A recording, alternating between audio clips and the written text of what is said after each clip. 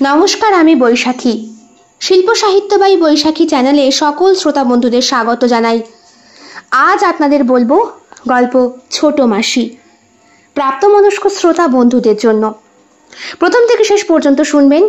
ভালো লাগলে অবশ্যই লাইক করবেন, কমেন্ট করবেন, শেয়ার করবেন এবং আপনাদের প্রিয় চ্যানেল শিল্প সাহিত্য বাই বৈশাখী সাবস্ক্রাইব করে বেল বাটন প্রেস করে পাশে থাকতে একদম ভুলবেন না। বন্ধুরা, শিল্প সাহিত্য বাই বৈশাখী এখন চলে এসেছে ইউটিউব মিউজিক পডকাস্টে। ইচ্ছে করলে আপনারা সেখান থেকেও গল্প শুনতে পারেন এবং আপনাদের ব্যক্তিগত মতামত আমার সঙ্গে শেয়ার করতে পারেন। আজ আপনাদের বলবো গল্প ছোট মাসি। গল্প পাঠ এবং গল্প লেখায় আমি বৈশাখী বিশ্বাস দেবনাথ। গল্পটি প্রাপ্তবয়স্ক শ্রোতা বন্ধুদের জন্যে। টপ টপ করে ফেনা মিশ্রিত ঝরে পড়েছে সাদা রসের ধারা। লালা গ্রন্থির সেই পিচ্ছিল রস যা কষ্টে আকার ধারণ করেছে। ঠোঁটের একটা কোণা বেয়ে নিয়ত সেই বয়ে যাওয়া রসের ধারায় একটা অস্পষ্ট দাগ ফেলে গিয়েছে ফর্সা মুখশ্রীর ঠিক ওই বাঁ দিকের স্থানটায়। না, অবস্থা খুব একটা ভালো বুঝতে পারছি না মিস গাঙ্গুলি। আপনি হাসপাতালে পাঠানোর ব্যবস্থা করুন। এমন কথা কেন বলছেন স্যার? মেয়েটা কি আমার তাহলে? না, অবস্থা খুব একটা ভালো না। কি করে যে আপনার এই ইয়ং মেয়েটার এমন অবস্থা হলো? আপনারা কি আদপেও আমাকে সত্যি কথা বলেছিলেন? দেখুন ডক্টর, আমরা কোনো কিছুই লুকোইনি, সবটাই আপনাকে জানিয়েছি। ওর জীবনে ঘটে যাওয়া সব ঘটনাটাই।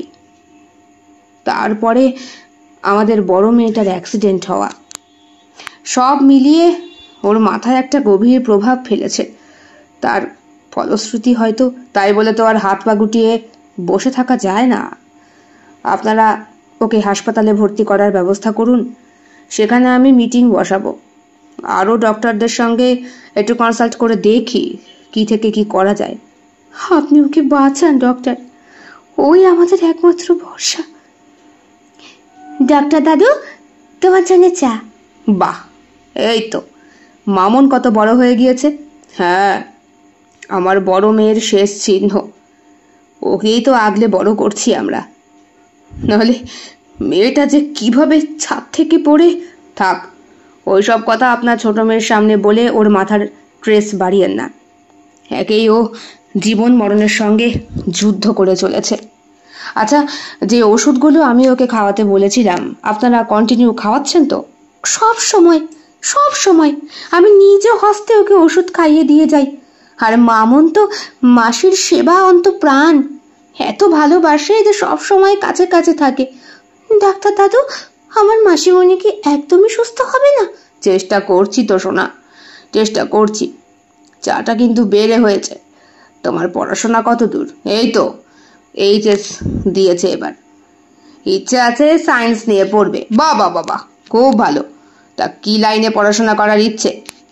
ওর তো ইচ্ছে ছোটবেলা থেকেই ডক্টর হওয়ার। ওর মায়েরও শেষ ইচ্ছে ছিল ওর মেয়ে ডাক্তার হবে। তাই আমারও খুব ইচ্ছে। বাবা বাবা, মায়ের ইচ্ছেকে মেয়ে পূর্ণ করছে, এ তো খুব ভালো। তোমার মা ওপর থেকেও খুশি হবে। আচ্ছা ডক্টর দাদু, এইটুকু বলো, মাসি কি সুস্থ হবে না? মাসি ছাড়া যে আমার। আহা, কাঁদে না। চেষ্টা করছি তোরে সোনা, দেখছি। আপনারা আর দেরি করবেন না। রাত তো কম হলো না। আমি অ্যাম্বুলেন্সের ব্যবস্থা করে দিচ্ছি। আপনারা প্রয়োজনীয় সামগ্রী যা লাগে সব জোগাড়যন্ত্র করে দয়া করে নিয়ে আসুন, ভর্তি করুন ওকে। বাবা আর মা অর্থাৎ মামুনের দাদু এবং দিদা ঘর থেকে বেরিয়ে যাওয়ার সঙ্গে সঙ্গেই মামুন তার ছোট মাসিমণির বিছানার পাশে এসে বসে। ছোট মাসিমণির হাত দুটো শক্ত করে বিছানার সঙ্গে বাঁধা, পায়ের মধ্যে শেকল পরানো, সেটাও আটকানো রয়েছে। পরনে নাইটিটা ভিজে গিয়েছে তার লালা রসে। ঠোঁটের কষ বেয়ে সেই ধারা একটা দাগের সৃষ্টি করেছে অস্পষ্ট। ফর্সা মুখশ্রীতে একেবারে বেমানান এখন এই মানুষটি। মাথার চুলে ধরেছে অকাল পক্কতা। মামন ওই ঠোঁটের কষটা নিজের পরনের চুড়িদারের ওড়না দিয়ে মুছে মাথার এলোমেলো চুলগুলোকে চিরুনি দিয়ে আঁচড়াতে আঁচড়াতে বলে, মাসি তোর যে কি হলো? লাগলো? চুলে টান পড়লে ব্যথা সকলেরই লাগে, অসুস্থ কি সুস্থ। ঘুরে তাকায় অসুস্থ মানুষটি। তার চোখে মামনের প্রতি একটা অসম্ভব ভয় জন্মেছে। মামন স্মিত হাসে, বলে, ভয়ের কি আছে মাসি? আর তো কটা দিন, তারপরে আমার মায়ের কাছে তোকে পাঠাবো, এটি ভয়ের কি?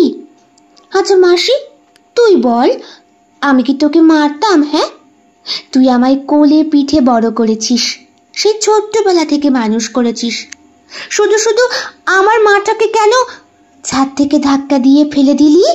বল বল, কি হচ্ছে এসব? ভয় পেয়ে যায় মামন। দাদুমণি কি তাহলে ওর সব কথা শুনে ফেলেছে? এই তো দাদুমণি, চুলটা আঁচড়ে দিচ্ছি মাসির। তুই ছাড়া তোর মাসির আর কে আছে বল? জামাইটাও কিভাবে যে মারা গেল, তখন তোর মাসির পেটে একটা বাচ্চা, সেই শুদ্ধ মেয়েটা সিঁড়ি দিয়ে পড়ে সেই যে অসুস্থ হলো, আর সুস্থ হওয়ার নাম নেই। অমন কথা বলো না দাদুমণি, আমার খুব কান্না পাচ্ছে। কান্না করতে শুরু করে দেয় মামন। দাদুমণিও ওর কাছে এসে মাথার চুলে হাত বুলিয়ে বলে, মা মরা মেয়ে তুই, আমার আমার বড় মেয়েটার একমাত্র অবলম্বন ছিলি তুই। জামাই মেয়ে কেউ থাকলো না, তুই রয়ে গেলি। আমার মুখাগ্নিটা করিস দিদি, আর তো কেউ রইল না আমার বংশের। চোখে চশমা খুলে জলটা মুছে বললেন, থাকো সব কথা, তোর মাসিকে নিয়ে আয়, বুঝলি? মাসিমণির পায়ের শেকলটা খুলে দিল মামন। হাতের বন্ধনটা কিন্তু খুলল না। বিরাট বড় বড় নখ হয়েছে, যখন তখন হাঁচড়ে দিতে পারে। পাগল মানুষের নখের ওই ধারালো ছোঁয়াটা আর তার স্পর্শে রক্ত বেরিয়ে যাওয়াটা বোধহয় কুকুর বিড়াল কামড়ানোর মতোই মারাত্মক আতঙ্কের সৃষ্টি করতে পারে। হয়তো জলাতঙ্ক না হোক, মানুষ আতঙ্ক হতে পারে। মামন হাসে, চলো মাসি, আবার হাসপাতালে। কিছুদিন মাথায় একটু শখ খেয়ে আসবে, বেশ ভালো লাগবে কিন্তু আমার। ও কি, আবার লালা বেরোবে। ইঞ্জেকশনের ডোজটা বোধহয় আজকে একটু বেশি হয়ে গিয়েছিল, তাই না? বাই দ্য ওয়ে, ফোন করতে হবে একটা, চট করে ফোনটা করে আসি, তোমাকে তার আগে নিচে দিয়ে আসি। চুপচাপ হেঁটে যাবি কিন্তু, না হলে আবার ধাক্কা দিয়ে ফেলে ওই যেটুকু সেন্স আছে না, ওইটুকুও গায়েব হয়ে যাবে। মাসির হাত ধরে নিচে নামে মামন। তার পরনের চুড়িদারটা দিয়ে মাসির ঠোঁটের কষ মুছে দিচ্ছে। দিদা দেখে তো দুঃখে আপ্লুত। কত ভালোবাসে মেয়েটা, ঠাকুরের কি চোখ নেই?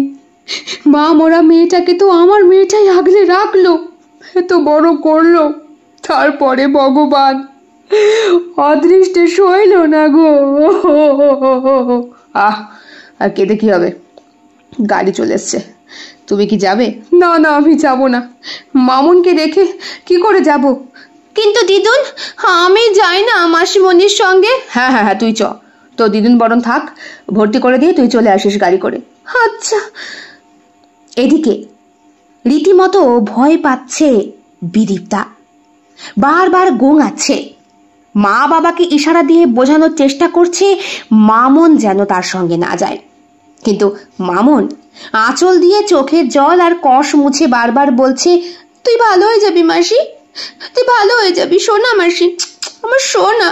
ওরে আদর রে। পাড়ার লোকজন জড়ো হয়ে গিয়েছে, তাদের চোখেও জল। দিদি গো, তোমার মেয়ে দুটো পাড়ায় সকলে সুনাম করত, বড় মেয়েটা তো চলে গেল অকালে, ছোট মেয়েটারও এমন অবস্থা, তোমার বংশ শেষ হয়ে গেল গো দিদি। লোকের কথায় দিদুনের দুঃখ আরো 10 গুণ বৃদ্ধি পায়। মামন হাসে। অ্যাম্বুলেন্সে চড়ে বেশ খানিকটা পথ পেরোনোর পর মামন তার দাদানকে জিজ্ঞেস করে, আচ্ছা দাদান, আমার মা বুঝি আমার মতো দেখতে ছিল? হ্যাঁ রে দিদি, একদম তোর মতো, শুধু তোর মায়ের গায়ের রংটা একটু চাপা, তুই হয়েছিস পরিষ্কার। আচ্ছা দাদান, আমার খুব ভয় করছে। কেন? এইবার মাসিমণিকে হাসপাতালে ভর্তি করলে ওরা কারেন্টের শক দিয়ে দিয়ে মাসিমণিকে মেরে ফেলবে না তো? এমন করে কেন বলছিস? এমন করে বলিস না, আমারও যে বুকের পাঁজরটা ছিঁড়ে কুটি কুটি হয়ে যায়। হাসপাতালে রেখে আসার সময় বিদীপ্তা বাবার হাতের আঁচড় দিয়ে দিয়েছে নখ দিয়ে। কিছুতেই হাসপাতালের মহিলা কর্মীরা তাকে ধরে রাখতে পারছিল না। তার পরনের পোশাকটা পরিবর্তন করিয়ে চির রোগীর সেই পোশাক পরানো হয়েছে, যার ভেতরে কোনো অন্তর্বাস থাকে না, জামার মতো। এদিকে পেছন দিক থেকে সেটাকে লাগানো বাচ্চাদের পোশাকের মতো। নিতম্ব সবসময় বেরিয়েই রয়েছে, আর বেরিয়ে রয়েছে তার 2 উরুর মধ্যবর্তী স্থান। এইসব দেখে মামনের শরীরটায় আনন্দের কাঁটাগুলো যেন পুরো লোম খাড়া করে দিয়ে নিজেদের অট্টহাসিটা সকলের সামনে প্রকাশ করাতে চায়। মামন বারবার কাঁটা দেওয়া সেই লোমের ওপরে হাত বুলিয়ে সেগুলোকে শুইয়ে দেয়, বলে, না, চুপ, একদম নড়বি না, নড়লেই ভয়। রাত্রেবেলা বাড়ি আসার পরে খাবার টেবিলে বসে মামন মুখে খাবার তুলতে পারে না। খুব দুঃখ মাসির জন্য। দাদান আর দিদুমণি বারবার ওকে খাইয়ে দিচ্ছে, বলছে, তোর মাসির কিছু হয়ে গেলে তুই তো আমাদেরকে দেখবি, অন্তত মুখ আপনিটা। প্রত্যেকেরই এক কথা। মামন বলে, হ্যাঁ তো, আমি তো আছি, ভয় কিসে তোমাদের? রাত্রে শোবার আগে মামন জানায়, মাসিমণির ঘর থেকে কোনো খবর এলে বলো কিন্তু। হ্যাঁ হ্যাঁ, হাসপাতাল থেকে সেরকম করে ফোন করলে বলবো। তাছাড়া আমরা তো জানি সেই একই ট্রিটমেন্ট, মাথায় শক দেবে, মনে করানোর চেষ্টা করবে, আর মেয়েটার ডক্টর ওকে সুস্থ করতে পারলো না। ঘরে এসে হোয়াটসঅ্যাপটা অন করে মামন। সব সময় অফ থাকে, একমাত্র নিজে যখন একান্তে সময় কাটায় তখনই নিজের সেলফোনটা চালু রাখে সে। কম্পিউটার টেবিলের ড্রয়ারটা সবসময় তালা বন্ধ, চাবি মামনের গলার লকেটে ঝোলে, যাতে কেউ সেটা চুরি করতে না পারে। ছোট্ট একটা কি। তালাটা খোলার সঙ্গে সঙ্গে ফোনটা বার করে সেটা অন করতেই কিছুক্ষণ পর নেট চালু হতেই নোটিফিকেশনে পটাপট করে হোয়াটসঅ্যাপে কতগুলো SMS ঢোকে। সবগুলো পাঠিয়েছে রাঘব। লিখেছে, কিরে খবর কি? এইবার মামন বিছানায় গাটা এলিয়ে দিয়ে উত্তর লেখে, সবই ভালো, এই তো দিয়ে আসলাম হাসপাতালে, আবার থাকবে মালটা, ভোগ করবে জ্বালা, কিন্তু আর কতদিন? এইভাবে কেন একটা মানুষকে মেরে ফেলছিস? তুই নিজে বিজ্ঞানের ছাত্রী হয়ে জানিস তো ল্যাব থেকে বারবার ওষুধ চুরি করলে কোন সময় ধরা পড়ে। আরে ছাড়, ধরা পড়বো না, আমাদেরকে ধরতে পারবে না। চুপ কর, সিসিটিভি ফুটেজ লাগানো হচ্ছে। এরপরে আর ল্যাব থেকে ওষুধ চুরি করে, ইঞ্জেকশন চুরি করে কারো শরীরে পুশ করা যাবে না। পুশ করে ধরে ফেললে না, লাইসেন্স বাতিল, আর ডাক্তারি পড়া জীবনের জন্য ভুলে যাও। তুই আমার সঙ্গে দেখা করবি না? কবে আসছিস বল? সে তো যাবো বলে ঠিক করেছি, কিন্তু তোরা তো রাগ কেন বলতো? হ্যাঁ, তোর মাসির উপরে? আমি তো জানি মায়ের আরেক অবতার হয় মাসি, তোরা তো ক্ষোভ কিসের? ক্ষোভ নয় রাঘব, ক্ষোভ নয়, বল প্রতিহিংসা। মাকে প্রতিনিয়ত দাপাতে দেখেছি ওই একটা মেয়ে মানুষের জন্য। আমার দিদুনকে দেখিস তো, দেখে তোর কিরকম মানুষ মনে হয়? বাবা, ওনার মতো মানুষ হয় নাকি? মিশুকে, ভীষণ মিশুকে পাড়ার সকলে সুনাম করে।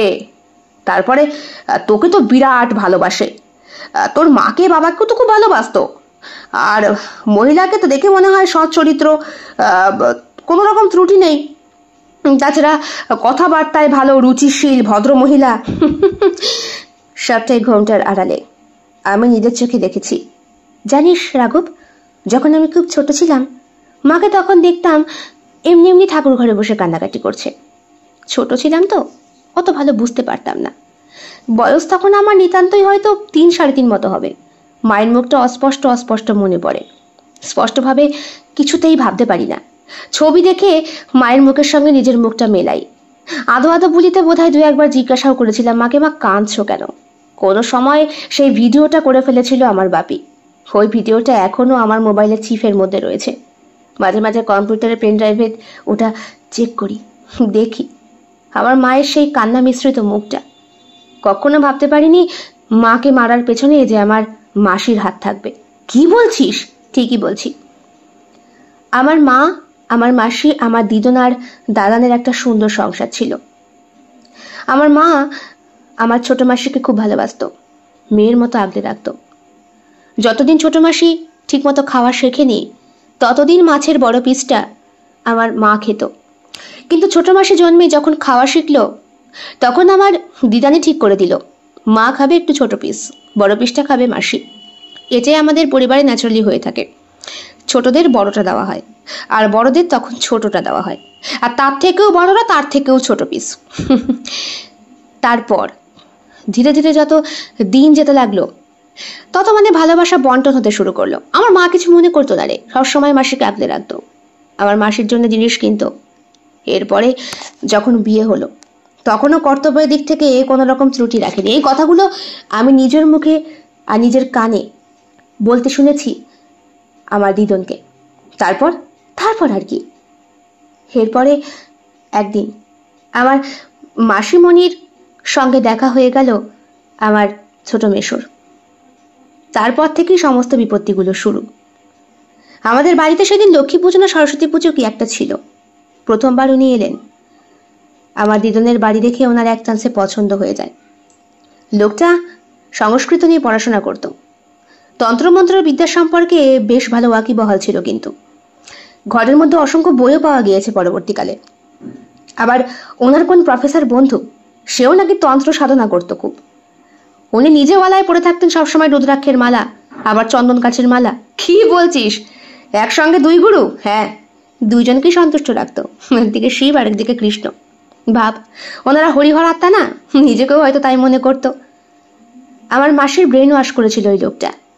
এমন করে আমার মাসিকে শিখিয়েছিল যে আমার মাসি যদি আমার মায়ের মৃত্যু ঘটাতে পারে তাহলে এই বাড়ির সম্পদ, টাকা পয়সা সবটা ওর নিজের। আসলে লোকটা নিজে কিছুর করার মুরত ছিল না। প্রথম দু একটা কিছু করতে হয়তো, তারপরে সবটাই গিয়েছিল জলে ভেসে। মাসিকে বিয়ে করেছিল বিরাট বড় চাকরি করবে বলে, বাট চাকরিটা কোনোদিন হয়নি। প্র্যাকটিক্যালি এখন চাকরিটা কোথায় আমাদের এইখানে বল? তারপরে আর কি, বাবা মা সকলের শরীরটা নাকি একটু একটু করে খারাপ হতে শুরু করে। আমি জন্মানোর পরে কিন্তু হয়নি, এই আমার তখন বছর বললাম না 4 কি 5 হয়তো বয়স।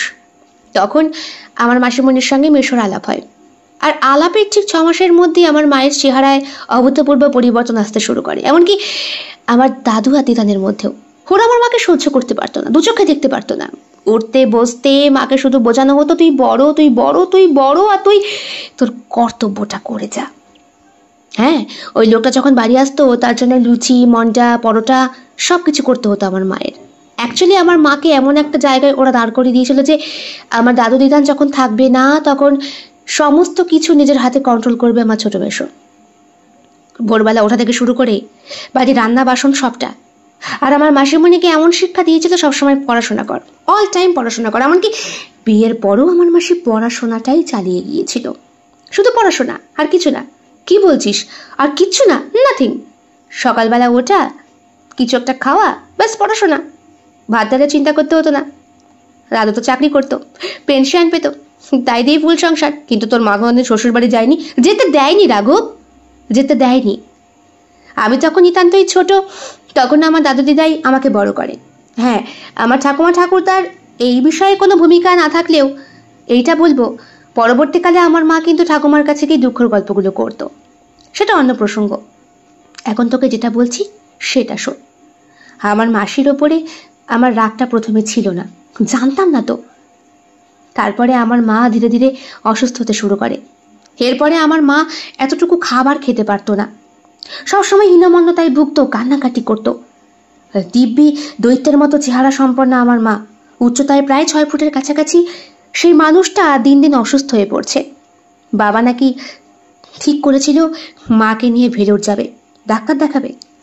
কিন্তু যেখানে মাকেই বেঁধে রেখেছে শেকল দিয়ে, সেইখানে আর ডাক্তার দেখিয়ে কি হবে? শেকল দিয়ে মানে? তুই তন্ত্রমন্ত্রে বিশ্বাস করিস? না, বিজ্ঞানের যুগে কেউ ওসব বিশ্বাস করে না। করতে হয় রে, করতে হয়। যেমন ভগবান আছে তেমন শয়তানও আছে, এটা চিরন্তন সত্য। সেই শয়তানের পুজো করেছিল আমার মাসি আর ছোট মেশো। আমার গোটা বাড়ির মধ্যে নেগেটিভ একটা এনার্জি সৃষ্টি করে রেখেছিল, গোটা বাড়িটাকে বেঁধে রেখেছিল। তারপরে সেই বাড়ির জট ছাড়াতে ছাড়াতে আমার মা বাবাও এক সময় কাহিল হয়ে পড়ে, আর পারে না। এ জট ছাড়ায় তো ও জট পাকায়, এ বাড়ি থেকে ভূত তাড়ায় তো ও বাড়িতে ভূত নিয়ে আসে। এতে কি আর বাড়িতে শুভ শক্তি বজায় থাকে রে? এত কিছুর পরেও যখন আমার মাকে মারতে পারলো না, তখন একদিন ইচ্ছে করে ছোট মাসি আমার মাকে নিয়ে গেল ওপরের ছাদে, দেখানোর জন্য যে তার ছোট জামাই অর্থাৎ আমার ছোট মেশো সাধনা করতে বসেছে, পুজো করছে, শিবরাত্রি যজ্ঞ করছে। সেখানে যজ্ঞ যজ্ঞ যে কেউ করতে পারে? ও হয়তো পারে, নিজেকে অনেক বড় বিদ্বান পণ্ডিত বলে মনে করতো তো। যজ্ঞ করে বাড়িতে শুভ শক্তির সূচনা নাকি অশুভ কোনো কাম পিশাচকে ডাকা আমি বলতে পারবো না। তবে সেই যজ্ঞের দিনই আমার মাকে পেছন থেকে ধাক্কা মেরে মাসি ফেলে দেয়। এদিকে কান্নাকাটি এমন করে আমার দাদু দিদানের সামনে। আমার বাবা বারবার বলেছিল বজাটাকে অটো স্পিকার থেকে, কিন্তু কিছুতেই করতে দেয়নি। বাবা সে কি কান্না রে, মনে পড়ে অল্প অল্প। তারপর আর কি, বাবারও হীনমন্যতায় ভুগতে ভুগতে মাকে খুব ভালোবাসতো তো আমার বাপিও চলে গেল, আমি একা হয়ে গেলাম। এরপরে আমাকে স্কুল দিয়ে আসা নিয়ে আসা, আমার পড়াশোনার ভার সবটা গিয়ে পড়লো আমার মাসিমণির ঘাড়ে। তখনই মাসিমণির আলমারি খুলে বইপত্র আবিষ্কার করতে গিয়ে তন্ত্রের বইটা পাই। সেখানে স্পষ্ট পুঙ্খানুপুঙ্খভাবে লেখা রয়েছে রে, কি করে একটা মানুষের শরীর থেকে তার সমস্ত জীবন শক্তি শুষে নিয়ে তাকে মৃত্যুর দিকে ঠেলে ফেলা যায়। আমার মা দীক্ষিত ছিল, তাই গুরুবল ছিল বলে মাকে মারতে পারেনি জীবনে, শুধু তন্ত্রমন্ত্র করে গিয়েছে।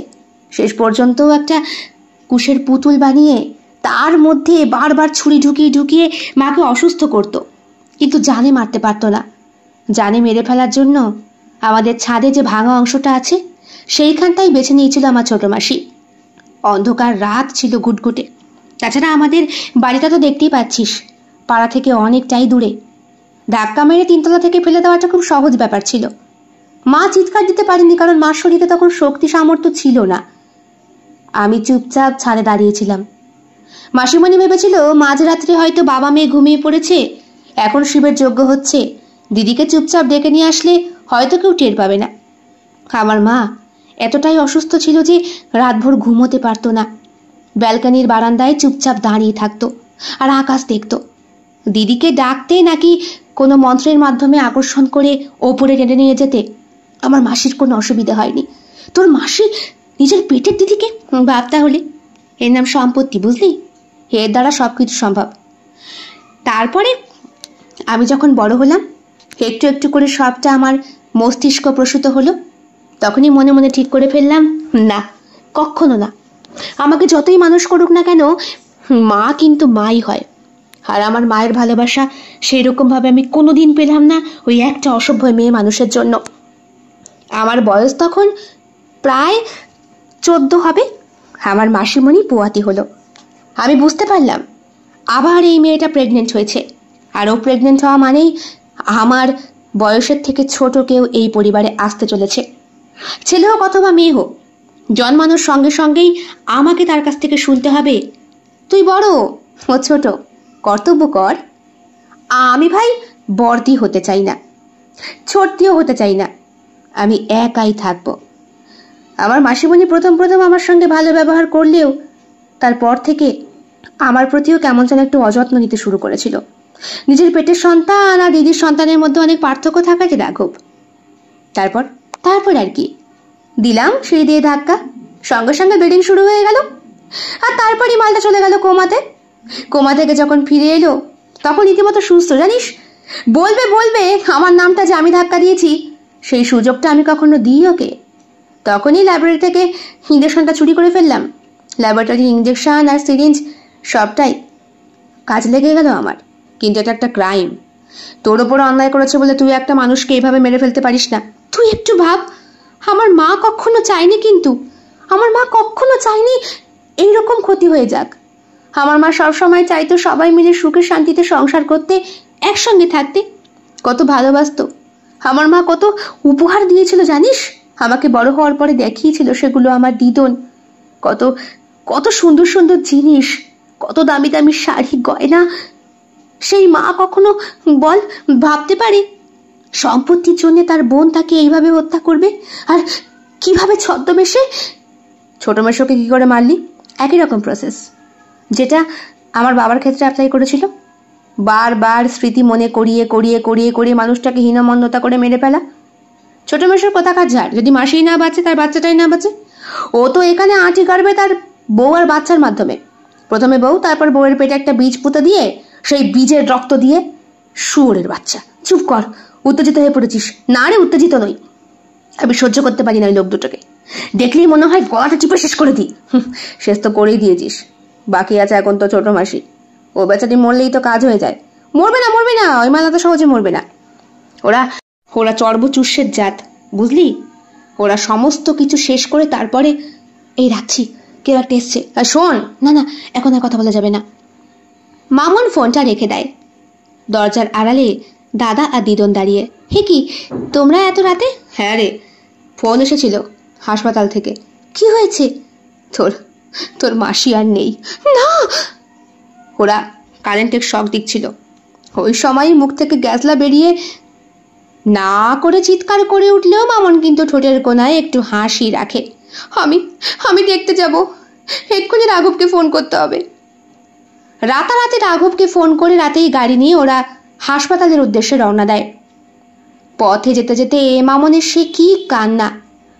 মায়ের ছবিটাকে মোবাইলের স্ক্রিনে প্রজ্বলিত করে বারবার সেইটার সঙ্গে চোখ মেলাচ্ছে ও। মনে হচ্ছে যেন মা ওর পাশের সিটে বসে রয়েছে আর ওর মাথায় হাত বুলিয়ে দিচ্ছে, পরম স্নেহে আদর করছে আর বলছে, এই তো আমার মেয়ের মতো কাজ, আমার মৃত্যুর প্রতিশোধ আমার মেয়ে নিয়েছে। হাসপাতালে পৌঁছানোর পর ডক্টর বললেন, মাফ করবেন, পারলাম না, কিছুতেই পারলাম না, অনেক চেষ্টা করলাম, কিন্তু আচ্ছা আমরা কি ওর বডিটাকে অটোপসি করতে পারি? না না, আর কাটাছেড়া করবেন না প্লিজ। আমি আমি আমার মাসিকে এইভাবেই নিয়ে যেতে চাই, এইভাবেই এইভাবেই শরীরটা দাহ হোক। দাদুন, আর না দাদুন, আমরা তো জানি কি করে মাসি মারা গেছে, আর না, ওই কাটাছেড়া মাসির শরীরটাকে আমি সহ্য করতে পারবো না। মাকে ভালো করে মনে পড়ে না, তখন আমি 4-5 বছরের, ছবি দেখেই যা মাসিকে বুকে আগলে রেখেছিলাম। মাসিও চলে গেল, মাসির শরীরটাকে ওভাবে না না। অত করে যখন বলছে মেয়েটা, তখন থাক না ডক্টর, আপনারা বডি আমাদের দিয়ে দিন। আমাদের মেয়ের মৃত্যু ন্যাচারাল, সেখানে পোস্টমর্টমের কোনো প্রয়োজন হয় না। ডাক্তার কথা অনুযায়ী বডি দিয়ে দিল। আর সত্যিই তো ওর মৃত্যুটা খুব স্বাভাবিক। ডক্টর তো দেখেই বলেছিলেন যে আর বাঁচার সম্ভাবনা নেই। বডি নিয়ে যখন ওরা আসে তখন মামনের মুখের হাসি। রাঘব বাইক নিয়ে পেছনে পেছনে। রাঘবের সঙ্গে মামনের সম্পর্কটা বাড়ির সবকটা প্রাণী জানে। প্রাণী বলতে তো শুধুমাত্র দিদন আর দাদান, আর তো কেউ নেই। গাড়ি যখন গঙ্গার ঘাটে শ্মশানে পৌঁছায় তখন রাত প্রায় 2:30। এই সময় ডোম থাকে না, হয়তো বাড়ি গেছে বা গভীর নিদ্রাচ্ছন্ন। আমি দেখছি। বাইক থেকে নেমে যায় রাঘব। মৃত্যুশয্যা ঘাড়ে বহন করার কোনো বালাই নেই, কারণ বিদীপ্তার এই পৃথিবীতে কেউ নেই। স্বামী মারা গেছে অনেক আগেই, আর বাবা মা তো থেকেও মরা। সমানে কান্নাকাটি করে চলেছে বিদীপ্তার মা, বাবাও চোখের জল ফেলছে। এইবার নিজের মেয়ের মুখাগ্নি করার জন্য তৈরি হও, বুঝলে? খুব কান্নাকাটি করছে মামন। দেখে শুনে একটা লোক জোগাড় করে নিয়ে আসে রাঘব। বলে, অনেকগুলো টাকা নিল, বুঝলে? সে নিক, আমার মাসির শরীরটা ঠিক করে দাহ করতে পারলেই হলো। সমগ্র শরীরের মধ্যে লাগানো হয় ঘি। কত রাতেও কিভাবে যেন সবকিছুর বন্দোবস্ত হয়ে গিয়েছে। আগুন জ্বালিয়ে দেবার সঙ্গে সঙ্গেই অত সুন্দর দেহটা চোখের নিমেষে ভস্মীভূত হয়ে যায়। সেই ছাই নিয়ে গঙ্গায় ঢেলে যখন ওরা বাড়ি ফেরে তখন সকাল 7টা। পাড়ার লোক জড়ো হয়ে গিয়েছে, সকলে এক জায়গায় বসে রয়েছে। একটা দুঃখের পরিবেশের সৃষ্টি। এমন সময় রাঘব গাড়ি নিয়ে বাড়িতে আসে। হে কি, তুমি আবার বাড়ি গেলে কখন? আমি বাড়ি গেলাম কখন মানে? দাদান, আপনি এগুলো কি বলছেন? কি হয়েছে? এমন সময় আড্ডা মারতে নেই দাদু ভাই। দেখো দেখো তোমার মাসি।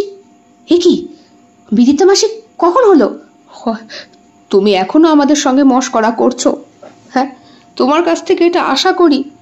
আমরা জানি তোমাকে মামুন পছন্দ করে, ভালোবাসে, এও জানি যে তুমি আমাদের ঠাট্টার পাত্র। তাই বলে সবটাই তো একটু অবস্থা পরিস্থিতি বুঝে। দাদান, আমার মাথায় কিচ্ছু ঢুকছে না। আপনি কি বলছেন? গতকাল রাত থেকে আমি বারবার ফোন করে চলেছি মামুনকে, মামুন আমার ফোন রিসিভ করছে না। আমি তো কোনো খবরই পাইনি মাসিমণির। তাছাড়া আমি ছুটতে ছুটতে এখনই এলাম। এই দেখুন আমাকে মামুন কি পাঠিয়েছে। মামুন হোয়াটসঅ্যাপে লিখেছে RIP, মানে মানে রেস্ট ইন পিস। তার মানে মামুন আগে থেকে জানতো যে ওর মাসি বাঁচবে না। এগুলো কি বলছো দাদু? তোমাকে ও হোয়াটসঅ্যাপ কেন করতে যাবে? ও তো আমাদের মধ্যেই নেই। কি? রাঘব আকাশ থেকে পড়ে। তাহলে আমি গতকাল রাতে কার সাথে কথা বললাম? ও যে আমাকে বললো ফোনটা রাখছি, এক্ষুনি মাসিকে হাসপাতালে ভর্তি করতে হবে। হ্যাঁ, সবই করা হয়েছিল, হাসপাতালে ভর্তি করা হয়েছিল। আমরা বাড়ি ফিরে এসেছি, রাতে খাওয়া দাওয়া করেছি। দিদিভাই দরজা বন্ধ করে ঘরে শুয়েছিল। মাঝরাতে যখন ফোন এলো যে বিদীপ তার বেঁচে নেই, তখন আমরা সকলে মিলে হাসপাতালে যাবার জন্য তৈরি হতেই মামুন বলল সে একা যাবে, একাই গিয়ে মাসিমণিকে নিয়ে আসবে, তাও জোর করে তোমার দাদার সঙ্গে গেল। আমি তো মা, আমি তো আর মেয়ের চিতার সামনে যেতে পারি না। এমনিতেই রাত। বাড়িতে বডি নিয়ে আসার পরে শেষবারের মতো দেখলাম আমার মেয়েটাকে। তারপরে শ্মশান ঘাটে নিয়ে গেল সকলে। এই তো প্রমীলার বাবা, এই তো রনির বাবা, এরাও গিয়েছিল। শ্মশান ঘাটে পৌঁছানোর পর যখন আমার বিদীপটাকে শোয়ানো হলো আগুনে, তখন হঠাৎ করে নাকি মামুন ছুটে এসে ওর মাসির চিতার মধ্যে নিজেকে ভাসিয়ে দিল। সবাই দৌড়ে গেল, কিন্তু কেউ বাঁচাতে পারলো না। জলজ্যান্ত ইয়ং মেয়েটা ওর মাসির সঙ্গে নিজেকে বলে দিল। খুব ভালোবাসতো তোর মাসিকে, চোখে হারাতো, তাই আর মাসির মৃত্যুটাকে সহ্য করতে পারেনি। রাঘব ওখানেই বসে পড়ে। এইবার রাঘবের চোখ পড়ে দুটো ছবি পাশাপাশি বসানো, বিদীপ্তার আর মামুনের। দুটো ছবির মধ্যে বিরাট মিল, একই রকম অবস্থা। বিদীপ্তারটা একটু বয়স্কা আর মামুনেরটা অল্প বয়সী। এগুলো আপনি কি বলছেন দাদান? আমার মাথায় কিচ্ছু ঢুকছে না। আমাকে কালকেই ও SMS পাঠালো। ও আমাকে এই যে তন্ত্রের বইটা, ছবিটা দেখে দাদান, বলে এই তন্ত্রের বই, এই বই তুমি কোথা থেকে পেলে? এই ছবিটাই তো ও আমাকে লাস্ট পাঠালো, যেই কারণে আমি ওর সঙ্গে কথা বলতে এলাম। এই বইটা নিয়ে আমি অনেক রিসার্চ করেছি, দেখেছি। এই বইতে স্পষ্ট লেখা আছে জীবনের বিনিময়ে জীবন। মানে মানে মামুনের বরাবরই রাগ ছিল ওর ছোট মাসির ওপরে। মামুন সবসময় মনে করত তন্ত্রমন্ত্র বিদ্যার দ্বারা ওর ছোট মাসি আর ছোট মাসির বর ওর মাকে আর ওর বাবাকে মেরেছে, সবটাই সম্পত্তি লাভের জন্য। কারণ ছোট মাসির বর আয় ইনকামের দিকে একেবারে নিষ্কর্মা ছিল। সারা জীবন বসে খেতে গেলে কাঁটা বলতে তো ছিল একমাত্র ওর দিদি। মামুন কোথাকার ঝাড়, সে তো বিয়ে হয়ে গেলেই চলে যাবে, আর তো এই বাড়িতে আসবে না। তারপরে সে নাকি পোয়াতি হয়। মামুনের রাগ তখন আরো বেশি বাড়ে। তখন মামুন ওর মাসিকে ধাক্কা দিয়ে ফেলে দেয় সিঁড়ি থেকে। আমার কাছে সব কথাগুলো রেকর্ড করা আছে, বিশ্বাস করুন দাদান। রেকর্ডারটা চালাও দেখি। রেকর্ডার চালার পরে বিপ বিপ শুধু শব্দ হয় কতগুলো, কিছুই শোনা যায় না। এই বইতে স্পষ্ট উল্লেখ করা আছে জীবনের বিনিময়ে জীবন। যদি কারো জীবন আহুতি দিতে হয়, তাহলে নিজের জীবনকে শয়তানের কাছে বাজি রেখে তবেই তার জীবন নেওয়া যাবে। অর্থাৎ যে ব্যক্তি তোমায় হত্যা করতে চাইছে, সেই ব্যক্তি নিজেও এই পৃথিবীতে বেঁচে থাকতে পারবে না। সে নিজেও তার জীবন আহুতি দিয়ে তবেই তোমার প্রাণবায়ু কেড়ে নেবে। এত বড় ত্যাগ! শেষ পর্যন্ত আমার নাতনিটা। দাদু দিদান দুইজনেই কান্নাকাটি করছে। কিন্তু রাঘবের মাথায় কিছুই ঢোকে না। সে বলে, আমি আমি কিছুতেই বিশ্বাস করি না, আমি কিচ্ছুতেই বিশ্বাস করি না যে মামন এই পৃথিবীতে নেই। মামনের সঙ্গে আবার কালকেই কথা হলো। How it is possible? এটা কি করে সম্ভব? তুমি এখন বাড়ি যাও দাদু, গিয়ে বিশ্রাম করো। সময় হলে আমাদের সঙ্গে একবার দেখা করে যেও। আমাদের তো আর পৃথিবীতে কেউ রইল না। হিংসা, লোভ, ঘৃণা, সম্পত্তি সব কিছুর ওপরে মনুষ্য ধর্ম। আমার বড় মেয়েটা হীনমন্যতায় ভুগে ভুগে নিজেকে শেষ করে দিল, যদিও কখনো জানতে চাইনি ওর মনের দুঃখের কষ্টের কারণটা। তুমি এখন যখন বলছো হয়তো হলেও হতে পারে, কিন্তু এখন আমরা আইন আদালত করতে পারি না। কাকে নিয়ে করব? যেই মানুষটাই নেই তার জন্যে আর আদালত। দাদু, বিছানায় পড়লে মাঝে মধ্যে একটু দেখতে এসোক্ষণ। শেষবারে জল দেওয়ার কেউ রইল না, তাই তোমার কাছে শেষ অনুরোধ করছি। রাঘব চলে যায়। গাড়ি নিয়ে বাড়ি আসতে গিয়ে বহুবার রোড অ্যাক্সিডেন্টের মুখোমুখি হয় সে। কিছুতেই মানতে পারছে না তার ভালোবাসার মানুষটা এইভাবে পৃথিবী থেকে চলে যাবে। মামনকে প্রপোজ করার কথা ভেবেছিল সে, কিন্তু সেইটাও করা হয়নি। দরজার কলিং বেল চাপতেই মা দরজা খুললেন। কোথায় গিয়েছিলি এত ভোরবেলা? হ্যাঁ, ভোর কোথায়? 9টা বাজে। না, তুই তো এত সকাল সকাল ঘুম থেকে ওঠার ছেলে নোস। কি হয়েছে বাবা, আমায় বল। মা, আমার সব শেষ হয়ে গেছে। কি হয়েছে? কাঁদছিস কেন বাবা? বল কি হয়েছে? মামনের কি হয়েছে? মামন আর নেই। কেন? ও মারা গেছে? কি বলছিস? এই তো মামন তোর সঙ্গে দেখা করতে এসেছে। রাঘব অবাক হয়ে যায়। কোথায় সে? কোথায়? আমাকে দেখাও। মামন, এই তো আসি মাসিমা। কিরে, কেমন সারপ্রাইজ দিলাম? আমার মাথা হ্যাং হয়ে যাচ্ছে, সত্যি হ্যাং হয়ে যাচ্ছে। আমায় বল না কি হয়েছে। আমি কিছু বুঝতে পারছি না। বোকা গানটা একটা। আয় দিকায়। মাসিমা, 2 কাপ চা। হ্যাঁ, পাঠিয়ে দিচ্ছি, তোমরা যাও গিয়ে গল্প করো। ঘরে টেনে এনে রাঘবের দরজাটা ঠাস করে বন্ধ করে দেয় মামন। বলে, শয়তানের সাথে খেলা করেছিস কখনো?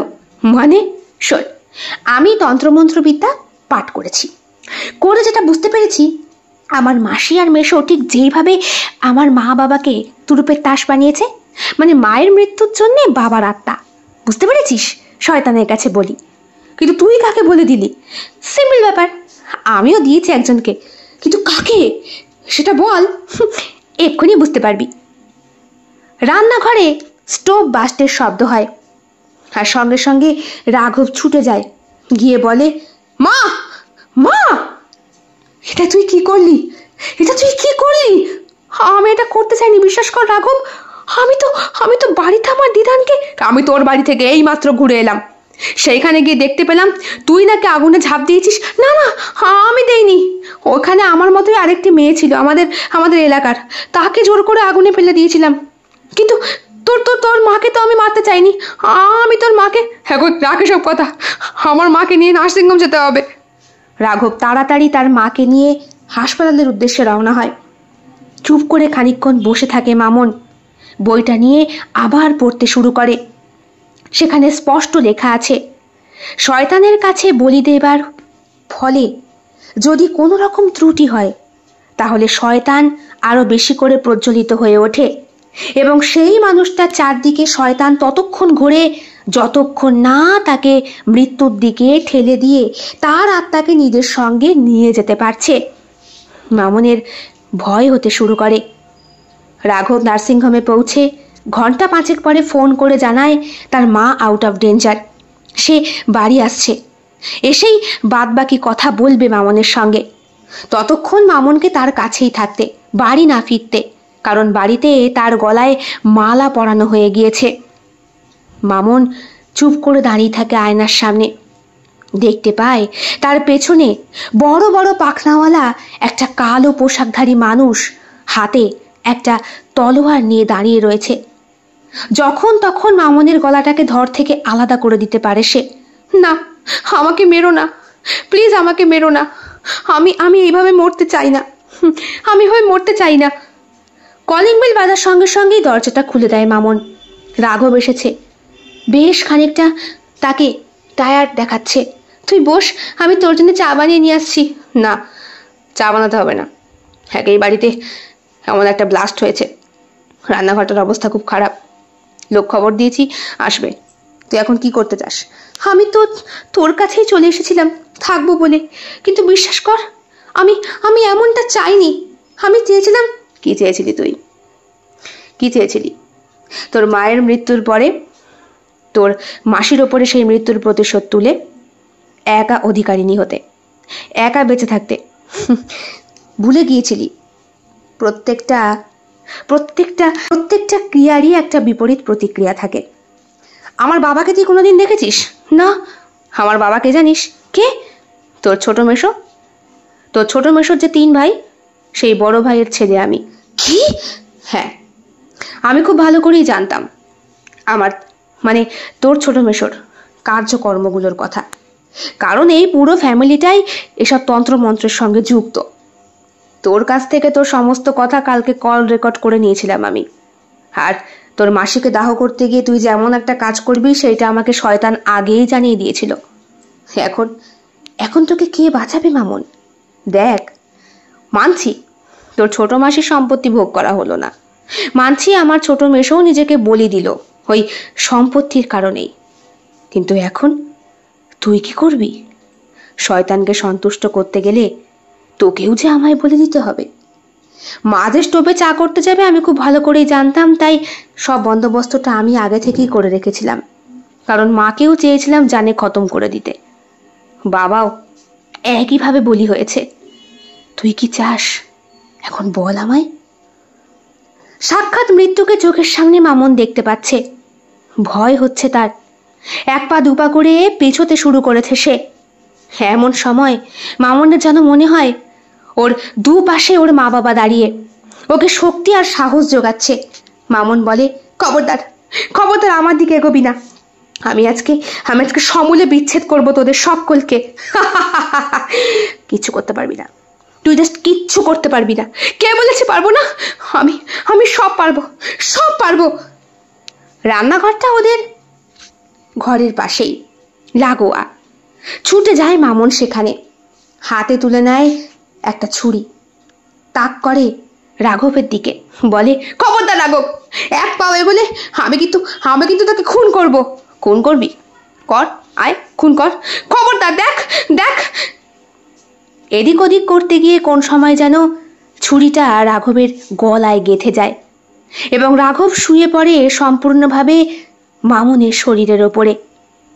মামুন আতঙ্কিত এবং বিধ্বস্ত। খোলা দরজা দিয়ে পাড়া প্রতিবেশীরা সেই দৃশ্য দেখতে পায়। ছুটে আসে সকলে, পুলিশে খবর দেওয়া হয় এবং পুলিশ অ্যারেস্ট করে মামুনকে। হাসপাতালের বেডে শুয়ে রয়েছে তখন রাঘবের মা, যিনি মৃত্যুর সঙ্গে ক্রমশ লড়াই করে চলেছেন। এখন কেমন আছো? অনেকটাই ভালো। আচ্ছা, আমার সাজা? তোমার সাজা মকুব, কারণ মৃত্যুর সেই রকম প্রমাণ পাওয়া যায়নি। তাছাড়া রাঘব তন্ত্রমন্ত্র সাধনা করত, আমরা অনুমান করছি সেই কারণেই হয়তো। কিন্তু আমাকে ছাড়ালো কে? তোমাকে ছাড়িয়েছে তোমাদেরই মানে তোমার ছোট মাসিরই বংশের, তোমার ছোট মাসির ছোট দেওরের একমাত্র ছেলে। সেই বলল লতায় পাতায় তুমি নাকি তাদের আত্মীয় হও। তোমাকে খুব ভালো মতোই সে চেনে এবং পছন্দ করে, তার জন্যই তুমি আজকে মুক্তি পেয়েছো। কোর্টে লড়তেও সে সাহায্য করেছে। আমি তার সঙ্গে একবার দেখা করতে চাই। নিশ্চয়ই নিশ্চয়ই দেখা করবে।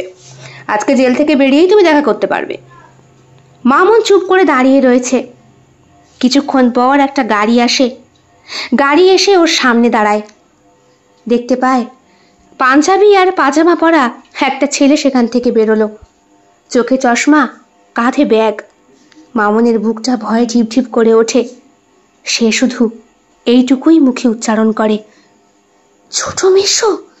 আর সেই মানুষটার পাশে আরও একটি স্ত্রীলোক, শাড়ি পরা অথচ বয়স্ক, গাড়ি থেকে সহাস্য বদনে নেমে আসছে। মামুন বলে, ছোট মাসি। কেমন লেগেছে আজকের নিবেদন? কমেন্ট বক্সে কমেন্ট করতে একদম ভুলবেন না। ভালো লাগলে অবশ্যই লাইক করবেন, শেয়ার করবেন এবং আপনাদের প্রিয় চ্যানেল শিল্প সাহিত্য বাই বৈশাখী সাবস্ক্রাইব করে বেল বাটন প্রেস করে পাশে থাকবেন বন্ধুরা। দেখা হবে আগামীকাল অন্য আরও একটি ভিন্ন স্বাদের গল্পের সঙ্গে। সকলে খুব ভালো থাকবেন, সুস্থ থাকবেন, পরিবারকে নিয়ে ঈশ্বরের কাছে এটাই কামনা করি। শুভরাত্রি।